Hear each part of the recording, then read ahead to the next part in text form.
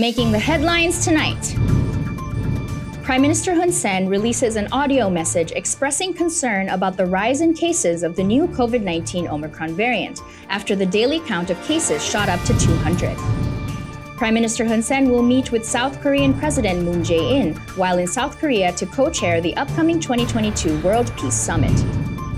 French President Emmanuel Macron tells Russian President Vladimir Putin that he aims to avoid war and build trust.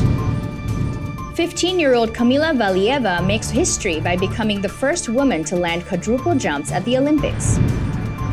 And the 94th Academy Awards announced nominations, with Jane Campion's The Power of the Dog taking the lead with 12 nominations. This is the Daily Roundup on EAC News Channel. A very good evening to you. I'm Darshana Gauchan.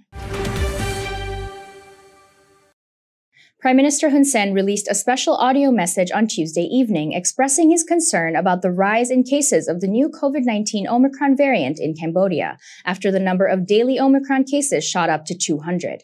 In response, he has called for a strengthening of health measures and a reduction in the number of public gatherings.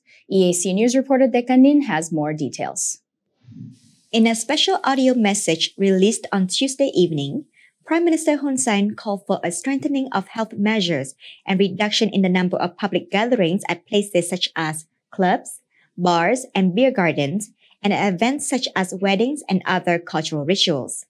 He has urged all establishments and events to limit the size of gatherings and keep the crowd numbers small. He stressed that this is not a step backwards on the process of reopening the country, but is a necessary measure to prevent a serious catastrophe from occurring. He confirmed that the number of Omicron cases found on Tuesday had climbed to 200 cases, which is a concern for public health, and added that although the cases are only found in Phnom Penh, it is necessary for measures to be taken to prevent the new variant of the COVID-19 virus from spreading across the country like in the past. The Prime Minister requested all authorities and businesses to thoroughly examine and implement the 3 do's and 3 don'ts policy, especially adhering to mask wearing, regularly washing hands, and maintaining social distance. He further urged everyone to get vaccinated against COVID-19, both the first 2 basic doses and the booster doses as required for everyone to reduce the risk of hospitalization due to the pandemic. Following the release of the special voice message from the Prime Minister, the Minister of Health, Mam Bon Heng, issued a warning on the continued spread of COVID-19, particularly the Omicron variant, saying that Cambodia has seen a steady and worrying rise in cases of more than 3 digits every day. The Minister of Health said that the measures to prevent the spread of COVID-19 have not yet been strictly and rigorously implemented, especially in gatherings, and without proper implementation of health measures with the growing number of gatherings taking place, the possibility of transmission of COVID-19 is increasing every day. The minister noted that Omicron is rapidly moving around the world and across borders, requiring citizens to be vigilant and adequately prepared to respond to COVID-19 in a timely manner to avoid public health disasters. Impacts on family and socio-economic well-being, as well as to avoid a return to the hardship of a daily life under previous COVID-19 restrictions and to ensure the sustainability of living in a new normal. He further called on all citizens to continue strictly implementing health measures, especially the 3 do's and 3 don'ts. Get vaccinated and follow the instruction of Prime Minister Hun Sen. The minister stressed that citizens must remain tolerant as Cambodia continues to learn to live with the presence of COVID-19 and carefully reopens its economy and society. As of February 7th, Cambodia has found nearly 1,000 cases of the Omicron variant transmitted within the community. Dekanin, EAC News. Prime Minister Hun Sen will co-chair the 2022 World Peace Summit in Seoul, South Korea from 10th to 13th February. During his stay in Seoul, he will also meet with Korean President Moon Jae-in. EAC News reporter Anthony Ellis has more. In a press release issued on Tuesday, the Ministry of Foreign Affairs stated that Prime Minister Hun Sen and South Korean President Moon Jae-in will meet to discuss bilateral relations and cooperation, including cooperation in the field of politics, and will encourage in economic and social cultural exchange of views on the regional and international issues of common concern and interest. In addition to meeting President Moon Jae-in, Prime Minister Hun Sen will also meet the former UN Secretary-General Ban Ki-moon and heads of states of a number of other countries, as well as receiving hearings from other political figures and businessmen. The statement added on the 12th of February, the summit will officially hand over the 5th Sun Hak Peace Prize to Prime Minister Hun Sen for his unwavering leadership. For many years, he has been Prime Minister of the Kingdom of Cambodia, who has contributed to the stability of economic development and the peace of Cambodia and the whole of Southeast Asia. Prime Minister Hun Sen is the first Asian leader to be awarded the Sun Hak Peace Prize. He is one among the 3 winners in 2022, including the co-founder of the Oxford AstraZeneca vaccine and Gavi Vaccine Coalition. Speaking at a press conference on Monday, the 7th of February, the President of Universal Peace Federation, Asia Pacific and Special Envoy of the World Summit, Ek Nath Takahal, said that Sun Hak Peace Prize President to Prime Minister Hun Sen reflects his sustainable development and leadership in Cambodia, as well as the Asian Pacific region, and his active involvement in many areas in the region, especially as the 2022 ASEAN Chair and with attending many international meetings. Anthony Ellis, EAC News. The Minister of Interior, Saw King, has expressed his desire to bring all drug addicts from prisons to work in order to reduce overcrowding in prisons and to help them detox from the drug faster and rehabilitate into society. EAC News reporter Robin Lim has the story. Speaking at the road safety review ceremony, Deputy Prime Minister Sar Keng stated that in Cambodia, there are currently 2 issues related to public health, the COVID-19 pandemic and a growing drug problem, both of which have long-term impacts on the country. He added that Cambodian authorities have done a good job in cracking down on drug trafficking and sending those involved in drug use cases to detention centers. However, he said that a new problem arising from this is overcrowding of prisons, an issue that needs to be immediately addressed, as since the number of convicted drug trafficking inmates have risen by more than half. The Deputy Prime Minister said that the Ministry of Interior is currently looking into how to further address the growing drug problem in the country to completely neutralize the situation. However, for now, the ministry is deciding to act on prison overcrowding by taking inmates out and putting them to work. One example he gave was assigning prisoners to go out into the field and grow vegetables for 8 hours a day. He continued that work on this issue is possible, but a budget will be needed for support. He also requested civil society organizations and stakeholders to comment on this issue as well. According to Deputy Prime Minister Sar Keng, more than 38,000 detainees are currently held in prisons in Cambodia, of which more than 20,000 were convicted for drug offense, accounting for 54.2% of detainees. Robin Lim, EEC News. The Funsenpek Party has held its Congress on Wednesday morning, officially electing Prince Norodom Chakravuth as party president and successor to Prince Norodom Ranariddh. EAC News reporter Dekanin has more. Funsenpek Party spokesman Nyin Radain told EAC News that the presidential election of Prince Norodom Chakravuth during Wednesday's morning's Congress was fully supported by more than 500 party members. He added that, in addition to electing a new president, the party also appointed 3 new vice presidents, amended some party statutes, as well as the party's political strategy. In the official announcements of the decision of the Funsenpek Party's Congress held at Vilsbo, Khanchbam Phnom Penh, it was stated that all members of Congress, including royalists, followers of Sihanoukism, Democrats, and Patriots, resolved to unite under the wisdom of Prince Norodom Chakravuth as the new president of the Funsenpek Royalist Party, and resolved to not be divided and to hold on to internal unity in accordance with the historical decree of His Majesty the King Father, Father of National Independence, Territorial Integrity, and Khmer National Unity, His Majesty the King, which was formed on October 30th, 2011, and which was the last wish of the late Prince Norodom Ranariddh. Prince Norodom Chakravuth, the eldest son of Prince Norodom Ranariddh and Princess Norodom Marie, was appointed as acting president of Funsenpek on August 8, 2018.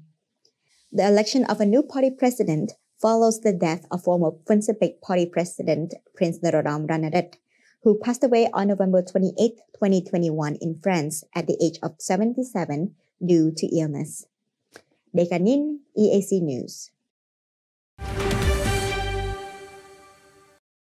The first deputy chairman of the Cambodian Mine Action and Victim Assistance Authority, Lee Tut, met with the Deputy Commander-in-Chief of the Royal Cambodian Armed Forces and the Commander-in-Chief of the Army, Lieutenant General Hun Manait, to co-chair the video meeting to strengthen the partnership and cooperation on demining and explosive remnants of war.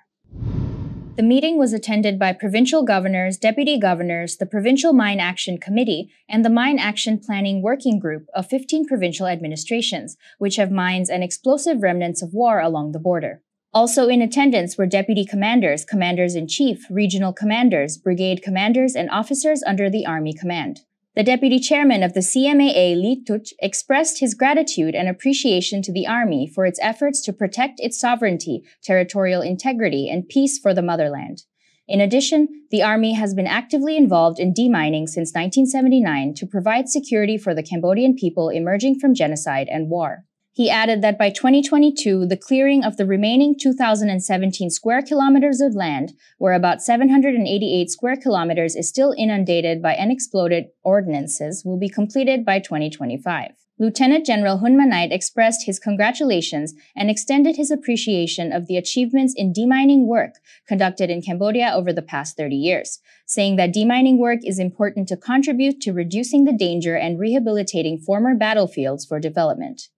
He further confirmed that the Army has participated in the demining process at the sub-national level in the past, after receiving permission from the Royal Government of Cambodia in the letter of the Council of Ministers No. 07 SCN. The Army will join the Mine Action Humanitarian Demining Force in collaboration with CMAA to accelerate demining efforts and reach the goal of no more unexploded ordnances by 2025. As of December 2021, Cambodia has cleared 2,328 square kilometers of land from unexploded ordnances, destroyed over 1.1 million anti-personnel mines, over 25,000 anti-tank mines and explosive remnants of war, and close to 3 million cluster bombs, with close to 8 million beneficiaries.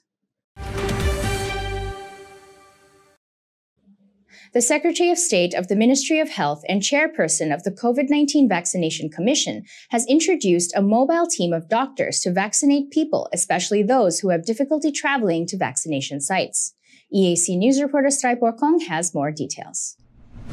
While inspecting the vaccination process in Kratie Province on Tuesday, the Secretary of State, the Ministry of Health, and the chairperson of the COVID-19 Vaccination Commission, Alvin Din, instructed the provincial administration to organize a mobile medical team to administer vaccines on the ground, in addition to the persisting permanent vaccination site to encourage locals to get vaccinated. The purpose of organizing a mobile medical team to administer vaccine is to be able to reach those who have difficulty or are unable to travel to established vaccination site, which will help to make the vaccines more accessible and increase the vaccination rate in the total population. The Secretary of State also shared her observation that everyone actively went out to get the 2 basic doses of the COVID-19 vaccination on their own, because they were afraid of the pandemic and wanted to get vaccinated as soon as possible to feel more protected. However, she added that now, due to the good governance of the Royal Government of Cambodia, which allowed for the COVID-19 outbreak to be largely controlled in the country, many appear to have forgotten about getting booster doses, since they do not have the same sense of risk anymore and have confidence in just the basic doses. She added, the important thing is that they always thought it was okay, and some people thought that they had been vaccinated, but they did not understand if the 2nd, 3rd, or 4th dose was required. They just knew they had been vaccinated, so they seemed to think that there was no need to be vaccinated again. She continued that some people have not yet gotten vaccinated because they were too busy with their businesses or had difficulty in traveling to vaccination site. So to solve the problem, she has instructed for the arrangement of a mobile vaccination team to bring the vaccines to the local people. She further urged people to get vaccinated to increase community protection against COVID-19, especially the new Omicron variant, which is currently spreading around the world. Secretary of State Omandin continued that in order for this process to run smoothly and clearly, local authority must be prepared to trust the people involved in the vaccination work, to know exactly how many doses have already been administered and the exact deadline for vaccination. Therefore, she said that the doctor and local authority must work together to find a number of people who have not yet been vaccinated and to set a date to arrange a team of doctors to bring the vaccination to them. In addition to speeding up the vaccination process, she recommended the doctor, along with the local authority, increase public awareness on the development of the COVID-19 pandemic in the country, as well as the preventive measures required for citizens to continue protecting themselves from illness while living in a new normal. As of Tuesday, 8 February, 89.79% of the total 16 million population of Cambodia has been fully vaccinated. Additionally, over 5.8 million people have received the third dose and over 500,000 have received the fourth dose. Sray Pokong, EAC News. Cambodia has reported 223 new COVID-19 cases, which includes 5 that are imported. There have been 58 patient recoveries and once again, no new deaths. The kingdom recorded 218 new community and 5 new imported cases of the new variant. This means that Cambodia has now recorded 1,765 cases of Omicron, 569 imported, and 1,196 community cases. The kingdom's COVID-19 case tally has now climbed to 122,206. The death toll stands at 3,015. The number of patients treated successfully since the pandemic reached Cambodia is 118,344, and the tally for imported cases has climbed to 20,426. Healthcare workers are now treating a total of 923 patients.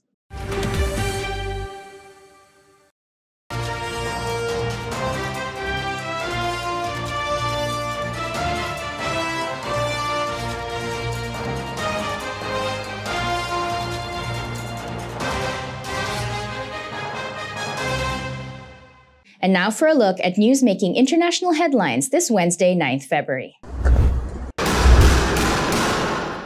9 Palestinians were injured and suffocated during clashes with the Israeli forces north of occupied Jerusalem on Monday, February 7. Eyewitnesses have said Israeli security forces stormed the town of Kafr Aqab and proceeded to search some shops, which led to confrontations with dozens of citizens. The Israeli forces used metal bullets and tear gas canisters to disperse the demonstrators. The Palestinian Red Crescent Society has said in a statement that its crews dealt with 9 injuries, including 3 with rubber-coated metal bullets, and they were transferred for treatment. The Palestinian Red Crescent Society has said in a statement that its crews dealt with 9 injuries, including 3 with rubber-coated metal bullets, and they were transferred for treatment at the Palestine Medical Complex in Ramallah, and 5 cases of suffocation due to tear gas inhalation as a result of falling while being pursued by the occupation forces. Meanwhile, Israeli security forces have killed 3 Palestinians in the city of Nablus in the occupied West Bank. The Palestinian Ministry of Health said that on Tuesday, drawing condemnation from Palestinian Authority on Tuesday, February 8. An eyewitness has recalled that the Israeli army has fired at a car that the 3 Palestinians were using.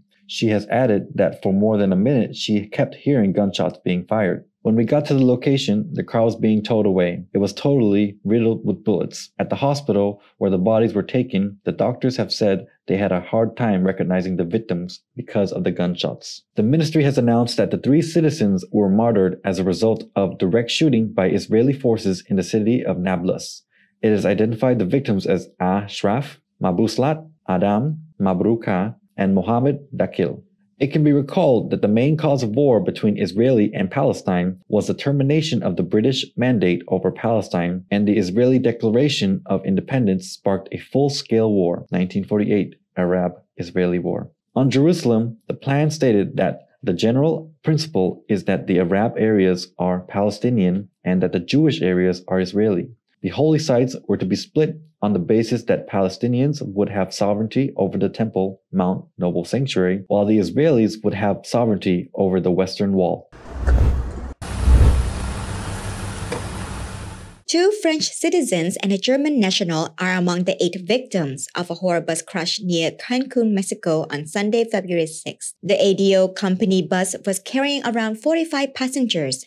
several of them foreign nationals, according to local media. The bus has crashed against a secondary vehicle used in construction work for a train project, Quintana Roo's Attorney General has reported. The vehicle was heading to Cancun from the city of Mérida in the neighboring state of Yucatan. According to preliminary information, the bus has overturned after hitting a truck that was working on the Mayan tourist train the government is building in the area. Paramedics and rescue services have rushed to the crashed site, transferring several of the injured to Cancun General Hospital. Cancun is one of the top beach destinations in Mexico and is frequented by local and international tourists. Police in Canada's national capital have seized thousands of litres of fuel and has removed an oil tanker as part of the crackdown to end the 11th day of protest against the federal government's health measures and vaccine mandates. Police said on Monday, February the 7th, the Freedom Convoy, consisting largely of trucks, have begun as movement against the Canadian vaccine requirement for cross-border drivers. But it has since evolved into a rally point against Prime Minister Justin Trudeau's strict measures to fight the pandemic. This week, police have counted 1,000 trucks and 5,000 protests, down from 3,000 trucks and 10 to 15,000 protesters last weekend, Solly added. Ottawa has awoke to its second week of its political and policy leaders now describing as a siege, with Solly saying the occupation has gone beyond anything he can adequately deal with. The protesters have been largely peaceful. A short stretch at Metcalfe Street in downtown Ottawa, home of Canada's Parliament, Central Bank and buildings, including Trudeau's office, smelled as a campfire on Monday. A clustering of trucks, cars and tractors without trailers bore signs deriving everything from vaccines to mandates to Canada's carbon tax. There was an evidence of a pushback from residents. Small signs in ground floor windows of an apartment building a few blocks away said, "Go home, morons," and "Vaccine saves lives." A late-night honking and occasional fireworks have disrupted the normally quiet life of residents in downtown Ottawa. An Ottawa court will hear an application for an injunction to end the loud honking downtown residents say has become incessant and unbearable. On Saturday, police have begun removing gas and fuel supplies at logistics encampment set up by protesters after the city's mayor has declared a state of emergency on Sunday. A well-organised supply chain, including portable saunas, a community kitchen and bouncing castles for children, has sustained the protesters. It has relied partly on funding from sympathisers of the United States, police have said. Officials said that they have closed down the GoFundMe accounts that were funding protesters. Former US President Donald Trump and Tesla CEO Elon Musk have praised the truckers.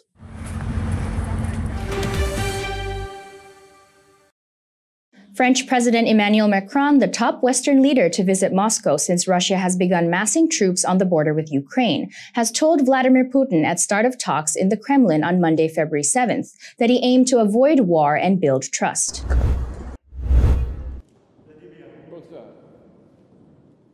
Macron has told the Russian president he was seeking a useful response that of course allows everyone to avoid war and to build bricks of trust, stability, visibility. Putin, for his part, has said Russia and France have shared a common concern about what is happening in the security sphere in Europe. Russia's leader has added he sees how much efforts the current leadership of France and the president personally is applying in order to solve the crisis related to providing equal security in Europe for a serious historical perspective. Macron, who is expected to seek re-election in April, has positioned himself as a potential mediator, with French officials voicing skepticism over predictions by Washington, London, and other Western capitals that a Russian assault is imminent. On his arrival, Macron has told reporters he felt reasonably optimistic, but that also he didn't believe in spontaneous miracles. Russia has deployed more than 100,000 troops near Ukraine's borders. It denies planning an invasion, but says it is ready to take unspecified military technical measures if demands are not met, including a promise by NATO never to admit Ukraine and to withdraw some troops from Eastern Europe. Washington has rejected those demands as non-starters, but says it is willing to talk about arms controls and confidence-building steps, which Moscow says are besides the point.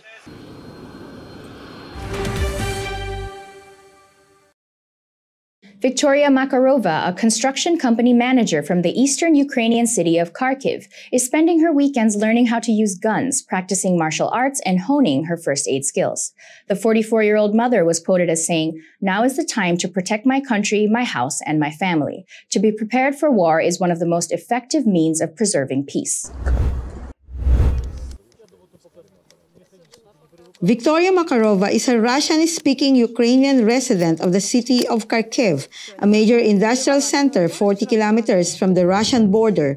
Ukrainian President Volodymyr Zelensky has said that Kharkiv could be the first city to be attacked by Russian forces. Makarova says Russian troops are amassing at our borders and there is a huge danger we will be invaded again. We are not going to run away and abandon our beloved city of Kharkov. This means we have to learn how to defend it. As fears grow over possible Russia invasion, the demand for military and self-defense courses has increased dramatically among the civilian. Igor Poshkarev, a veteran of the 2014 war in eastern Ukraine, who runs the weekend courses for residents of Kharkiv, has said, "Every time Russian aggression grows, the people's motivation increases.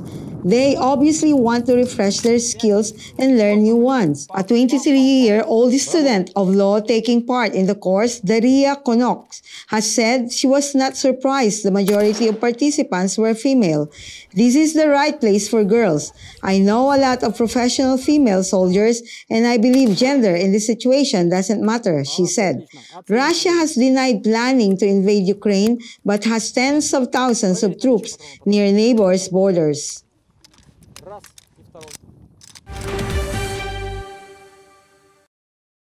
As Brazil faces a punishing drought, swaths of the so-called fish lagoon in Rio Grande do Sul look depleted of water and filled instead with vast amounts of dead fish, the latest mass casualties of the country's dire spell.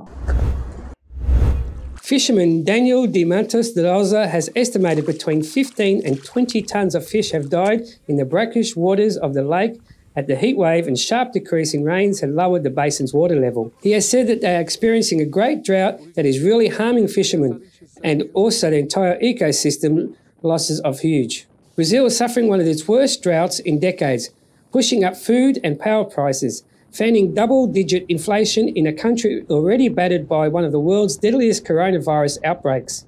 Dry conditions are also burdening the agricultural sector, and forecasts show continued dryness across crop-growing regions of Brazil for the upcoming 2 weeks, reinforcing recent reduced crop estimates by private consultants. South American weather concerns are driving export business to the United States at the time when export demand generally shifts to Brazil and Argentina. Last month, Brazilian meat industry group ABPA has said Brazilian consumers could see another round of stiff rises in food prices this year as meat packers grapple with higher costs due to drought hurting the crop.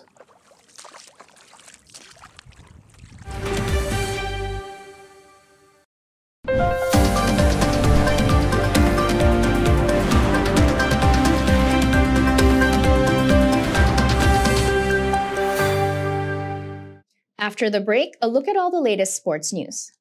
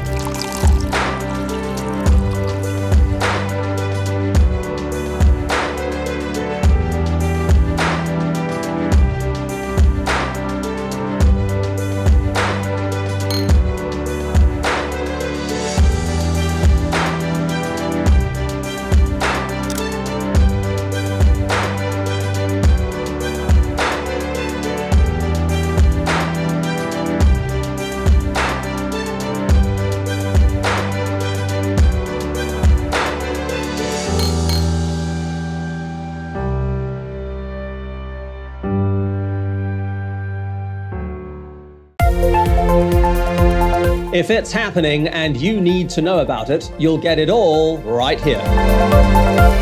EAC News brings you updates and breaking news in English across all of our platforms and channels. The EAC News app, YouTube, Facebook, Telegram, Twitter, and our website www.eacnews.asia. Join me and the rest of the EAC News team every day on your favorite channels.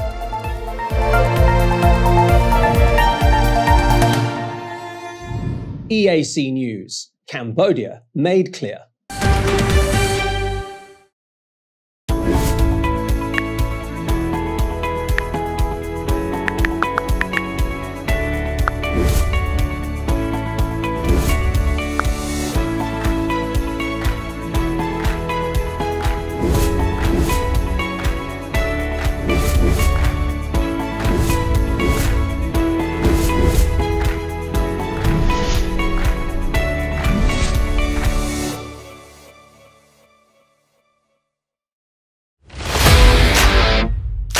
តើលោកអ្នកចិត្តរៀបអាពាហ៍ពិពាហ៍មែនទេហើយពិបាករកក្រុមហ៊ុនថតវីដេអូផ្សាយផ្ទាល់ដែលមានគុណភាពមែនទេអស់កង្វល់រ៉ាទីកាជាក្រុមហ៊ុនទទួលស្គាល់លំដាប់អន្តរជាតិលើសេវាកម្មថតផ្សាយផ្ទាល់គ្រប់កម្មវិធីកម្រិត 4K ដំបូងបង្អស់នៅកម្ពុជារ៉ាទីកាប្រើប្រាស់ឧបករណ៍ទំនើបម៉ាកល្បីធានាគុណភាពការផលិតតាមបច្ចេកវិទ្យាទាន់សម័យរ៉ាទីកានឹងជួយធ្វើឲ្យកម្មវិធីលោកអ្នកកាន់តែមានភាពអស្ចារ្យលោកអ្នកនឹងបានឃើញរាល់សកម្មភាពក្នុងពិធីទៅលើកញ្ចក់ទូរទស្សន៍ទំហំធំកម្រិត 4K និងការបញ្ចាំងលើផ្ទាំងក្រណាត់សព្រមទាំង LED ដែលមានរូបភាពច្បាស់ត្រជាក់ភ្នែកសូមអញ្ជើញកក់ពីឥឡូវនេះតាមរយៈលេខទូរស័ព្ទ012 823 848 017 838 889និង016 823 848រ៉ាទីកាទំនុកចិត្តការទទួលខុសត្រូវនិងគុណភាពខ្ពស់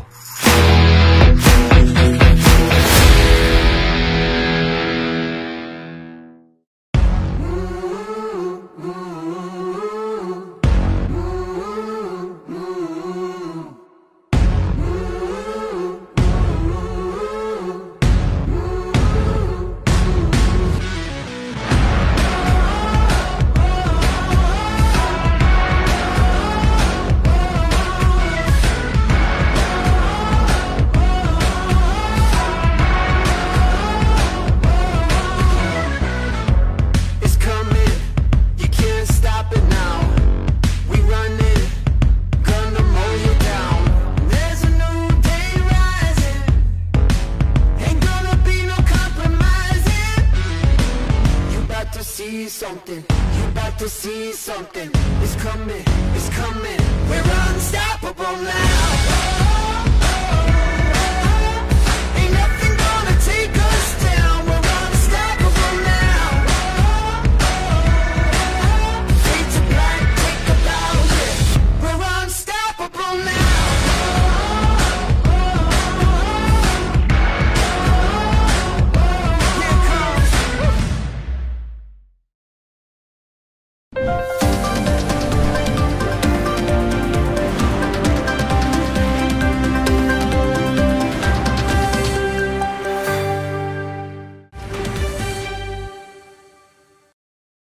A recent interview in which Peng Shui denied accusing anyone of sexual assault has done little to address concerns about the Chinese player's safety, the Women's Tennis Association reaffirmed on Monday.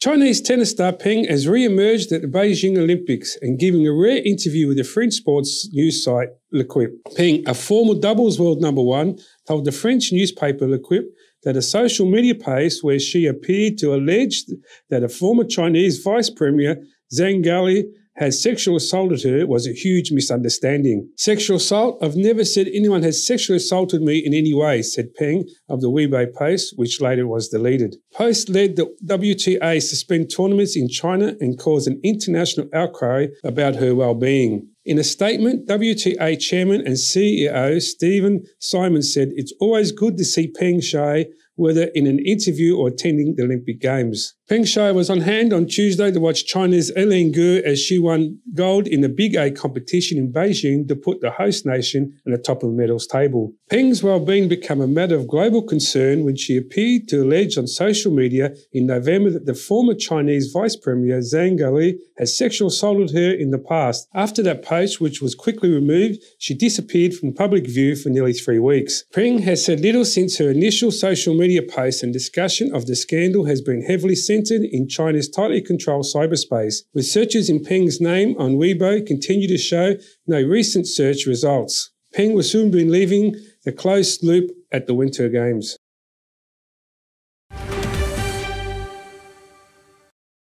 Russian 15-year-old sensation Kamila Valieva made history on Monday in becoming the first woman to land quadruple jumps at the Olympics, helping the Russian Olympic Committee to its second gold medal of the Beijing Games. Competing in the team event where the Russian Olympic Committee had already sealed the gold medal ahead of the United States and Japan, she perfectly executed a quadruple salchow at the start of her free skate. When I was 3 years old, I made a wish to become an Olympic champion, Valieva said after her free skate at Beijing's capital indoor stadium. My childhood dream has come true. The first Olympics I watched were the Sochi Games, she said. I remember that I especially liked Yulia Lipnitskaya free skate. Then, the Olympics were in Korea, Pyeongchang, where I cheered for Evgenia Medvedeva and Alina Zakitova. And now it's my turn to experience such emotions. Performing to Maurice Ravel's Bolero, Valieva beautifully executed a quadruple salchow to open her free skate, then landed a quad toe loop in a combination before falling on another attempted quad toe loop. Although she was pleased about her gold medal with the team, Valieva is a favorite to win gold in the women's event, which would continue the line of phenomenal Russian teenage skaters at the Olympics.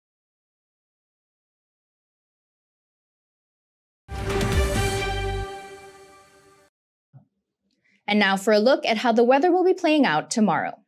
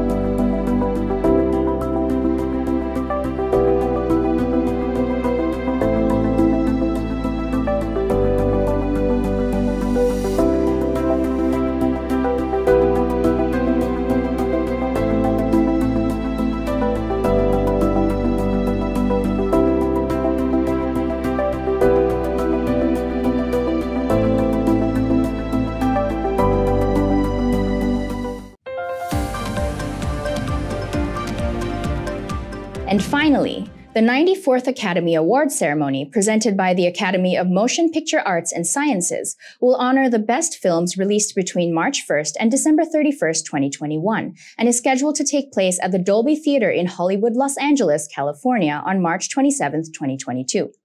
Dark Western, The Power of the Dog led the field of this year's Academy Award contenders, landing 12 nominations on Tuesday, February 8th, including one for the prestigious Best Picture trophy.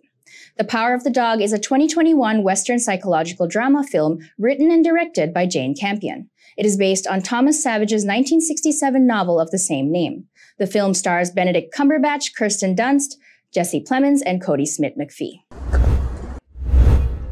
The Netflix film will compete for the top prize with science fiction epic Dune, which scored 10 nominations. Drama Belfast, about a family living amid conflict in late 1960 Northern Ireland, Deaf Community from Coda, and Don't Look Up, an allegory about climate change. Other Best Picture nominees included Japanese drama Drive My Car, King Richard, about the father of tennis stars Venus and Serena Williams, coming-of-age story Licorice Pizza, thriller Nightmare Alley, and Steven Spielberg's remake of West Side Story. Best Actor nominees are Javier Bardem, being the Ricardos, Benedict Cumberbatch, The Power of the Dog, Andrew Garfield, Tick Tick Boom, Will Smith, King Richard, Denzel Washington, The Tragedy of Macbeth. And for Best Actress, Jessica Chastain, The Eyes of Tammy Faye, Olivia Colman, The Lost Daughter, Penelope Cruz, Parallel Mothers, Nicole Kidman, Being the Ricardos, Kristen Stewart, Spencer. The awards will be presented on March 27th.